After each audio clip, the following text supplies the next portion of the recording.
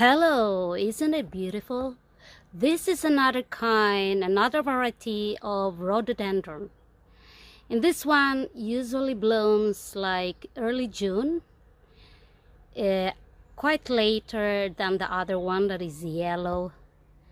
Beside this, I have another color, which is pink. These rhododendrons are really good to have in your garden, especially if you have a garden that is not real, that doesn't have fences or something. And it's because the reindeers or any other kind of animals that is roaming around in nature, and they would love to go into the gardens, usually eat the plants, but this one, they don't like it. Here in Sweden or other European countries, is a lot of problem when you have a garden that is open. Like this garden I have. I am in my backyard, and so as you see, it's kind of very natural garden. This is the backyard, and I have this rhododendron here. And yeah, that is the best plant I can recommend if you have a garden that is open, no fences, and you have a problem about, reindeers and all these kind of animals that likes to eat plants. But this one, I don't know why, they don't like it, they don't eat it. So if you plant a lot of it at the back of your garden, especially if you have a big garden, then this is the perfect plant to have, and you don't have to take care a lot of it. They just bloom every year. I didn't do anything else. I just take out some of the weeds, and they come in different colors. And as what I told you, I had shown before, to air layer it by using soil and all this thing. And so just watch my video about air layering a rhododendron plant. And this time I will show you that this pink beautiful rhododendron, I want to propagate it. I want to make a lot of it, and it's because they are just so beautiful, as you see that it's so nice. And as you see, this one compared to the purple one have quite big leaves. And rhododendrons that has bigger leaves, they actually doesn't need a lot of sunlight. It's you can have them like half sunlight, half shady area, so you can even have them under trees if you have a garden, and they will survive, they will still bloom.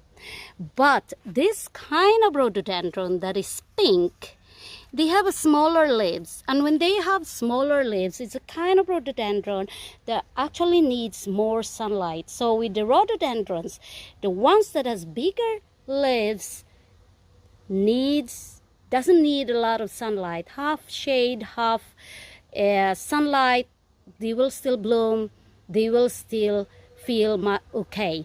But this kind of rhododendrons like this that is pink and they have smaller leaves, they need much more sunlight. They love the sunlight. So smaller leaves of rhododendrons, they need more sunlight, and the ones with bigger leaves, they don't need like a whole day sunlight. But anyway, still this rhododendron is actually growing a lot. So keep on watching and watch me how I air layer this pink rhododendron in another way, because it's actually two ways of air layering. The one that I had shown already, and this time I will show you the other way of air layering a rhododendron, which is even much easier. Don't go away. So now I will be showing you one of the methods of propagating a rhododendron. And number one is, everybody knows you can air layer, you can propagate by cuttings, you can propagate by seeds, but this is one of the fastest way to do it. Not fast that it will have roots immediately, but fast in a way that you can have a plant that is totally the same kind of plant and the same kind of flower, and from one plant. So this is how you do it. It's two ways of air layering. This is also called like air layering, but what we do is we will use a pot with, of course, a soil on it, put it on the ground. This is a branch where you can bend. Actually, you can actually do it on the ground, immediately on the ground, but this time I will do it with this pot, so that when I will collect it, it's already growing on a pot. So what I will do is I will make a cut here under, because that is where the area where the roots will grow. So in that way, it means I can have this plant growing roots by having it there. Here I will show, putting it down there, and in that way the plant will really roots. In doing this process, air layering rhododendrons, I will be doing it while talking. I will make a cut here in this area. So as you see, I will just scrape it a little bit so that you will expose the woody part, and that you take out the cambium layer, because in that way you can encourage more roots to grow on it. So now I have taken, I think the cambium layer is taken out of it, and I had cut a little bit more, but it's okay. And then what I will do, as what they said, a lot of people are doing it, apply some of the hormone, rooting hormone on it, and it will encourage a little bit faster rooting period, you know. Shake a little bit, and now the very awaited part is to put in it. I forgot, should have prepared a stone. I will just get a stone.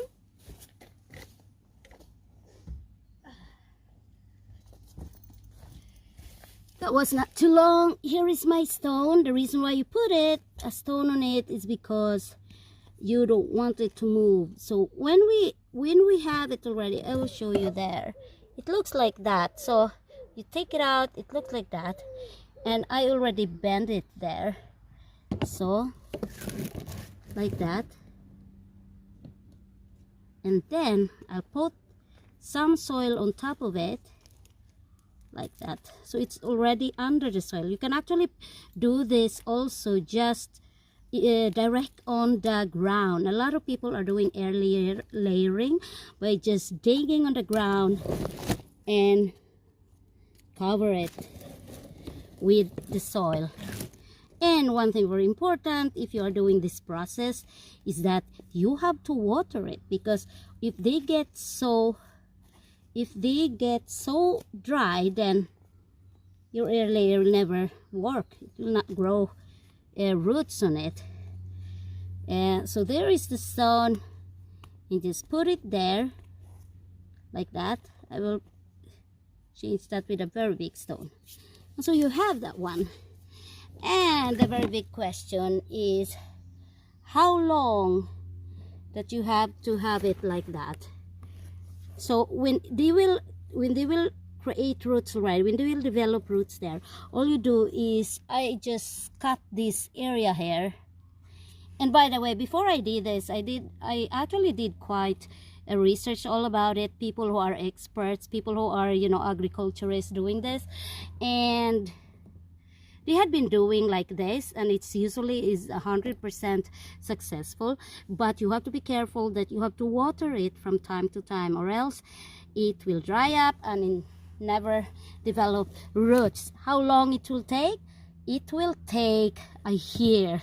So why I'm doing this right now, I just think I forgot it, and then by next year it means it has already roots, and that is the time that I will collect them. So this is another kind of air layering, where you directly put it on the soil there on a pot. And even if you do air layering like the other way around, where you use, you know, pet moss on a plastic, which I'm also going to do, it's still the same. Rhododendrons will take a year, at least a year, so that it will develop roots. It takes time, but anyway, you even just forget it. You do it now and let it be. Just water it from time to time, and then before you know it, it's already a year. So the next summer I will be taking this one. So anyway, this is Evelyn of Liba Buhay. Thank you so much for watching, and see you again on my next video.